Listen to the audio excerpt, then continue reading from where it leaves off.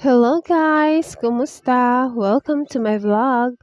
For today's video, gagawa naman tayo nitong beautiful yellow flowers. So first, kumuha ng dalawang fuzzy wire, i-bend sa gitna, and then putulin gamit yung scissor or nail cutter ang gamit ko dito. Mas madali siyang gamitin. So, after naman yan, iset aside natin yung isang piraso kasi 3 piraso lang yung gagamitin natin para sa isang petal.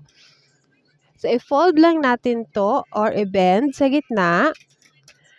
Then, kumuha tayo ng isa. At yan ang gagawin nating panali. So, i-twist lang. Then, i-bend natin pababa